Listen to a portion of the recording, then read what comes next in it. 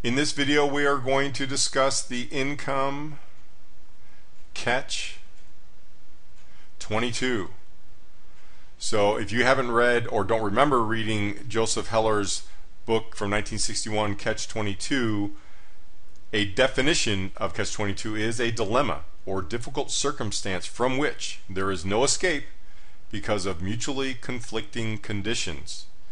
So what are the mutually conflicting conditions of which I speak as it pertains to income, specifically retirement income? And that is, well, while you are working in your big earning years of 40, 50, and 60, you were able to accumulate your portfolio of savings, stocks, bonds, mutual funds, whether it was inside 401k, IRAs or not.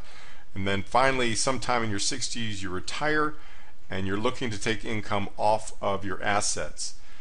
Traditionally, the rule is, well, if I could take 4% withdrawal off my assets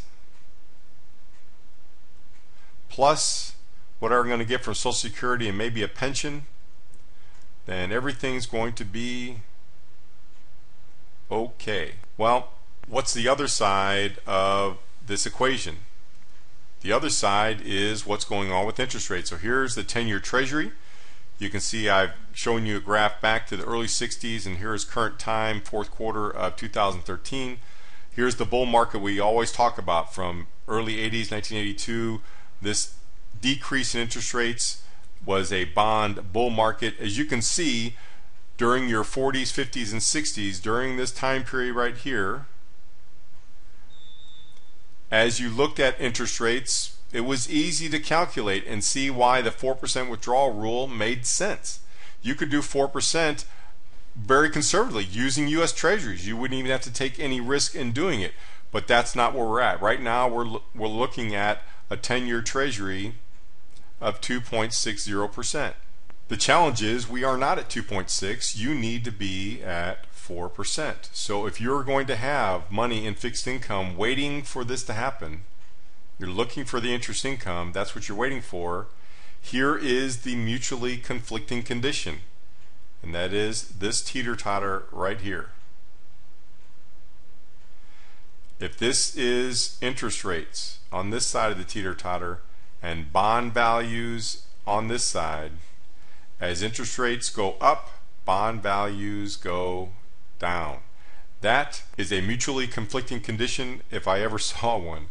So what's a potential solution? Well, let's go through a case study of a client that was recently referred to us from an investment advisor because he was unable to help the client out here. So we implemented a bucket strategy. So let me just give you some details. It was a couple in their 70s. They were right at 70 years old. Their goal was to have $65,000 of income per year, and that's net. They had $29,000 coming in from Social Security net.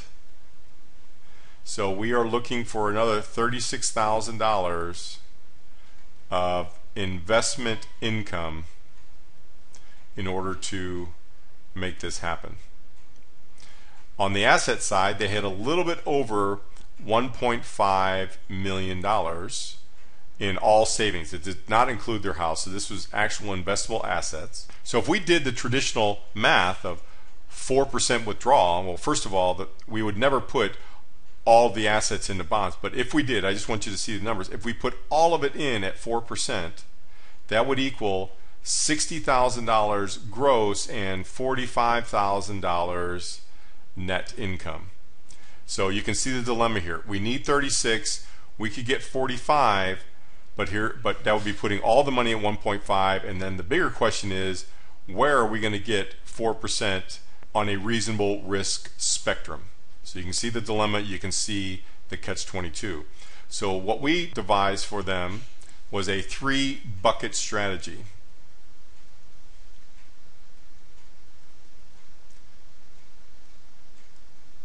Now, of this 1.5, just so you know, just under $240,000 was qualified. Roughly $240,000 was qualified money. And since they're 70 years old, they're in another 6 months they're going to be having to take out required minimum distributions. They're going to have to start taking that out. So what we determined is we were going to put this amount into bucket number 1 and annuitize, meaning take this and make it into an income stream over a 5-year period of time.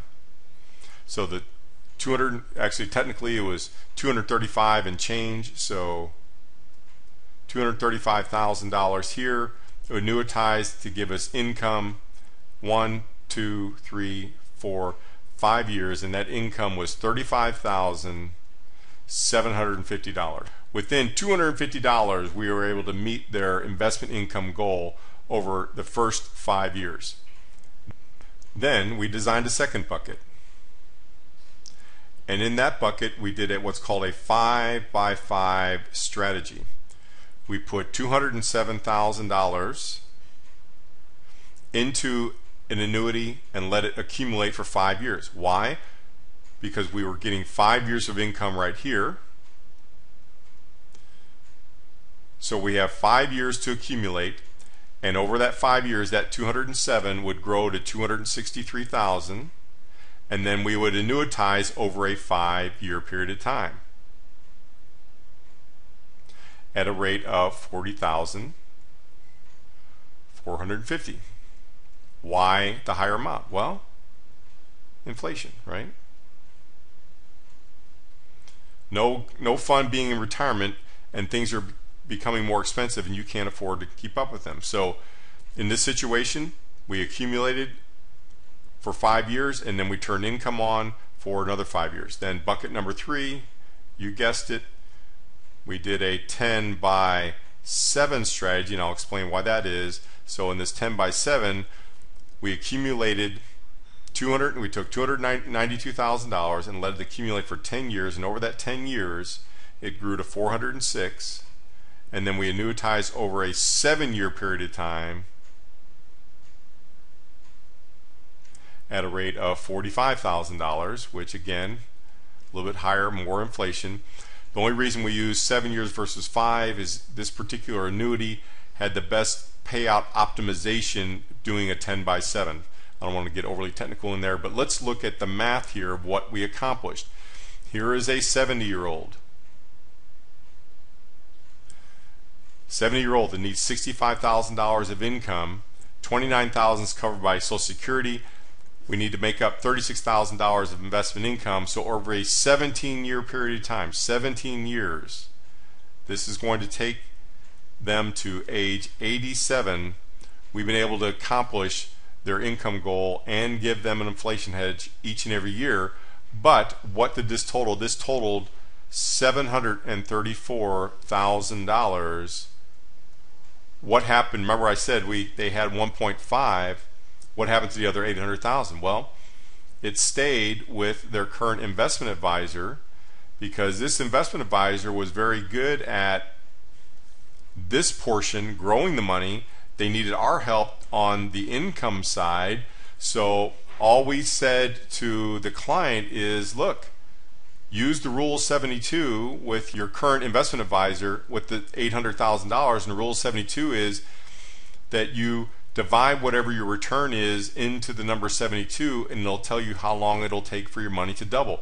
If this gentleman could average 7.2% using securities and equities in 10 years, the 800 would grow to 1.6 million. That's in 10 years. They started off with 1.5 million. We've given them guaranteed income all the way through age 87 using less than half their money, and by the time they reach age 87 they're going to have somewhere between 800, 1.6, and that's in 10 years. They really have 17 years to do this. This could even be higher. This could be $2 to $3 million. Really, what did this accomplish for the clients? It accomplished peace of mind. They could literally retire, know that the income that they desire is there. The checks come in each month without fail, and they still have a big chunk of money in case they have super longevity in their life, or if they want to pass money on to their heirs. That to me is a perfect example of turning lemons into lemonade. So we were able to take this dilemma right here, this mutually conflicting condition, and turn it into some nice sweet lemonade for these investors. So if this spurred you on to actually read Catch-22, again, the author's name is Joseph Heller. It was a good book. It's actually quite funny. You have to kind of get his humor, but if you're looking for a good book to read, a classic, I highly recommend that. And we thank you for watching this video.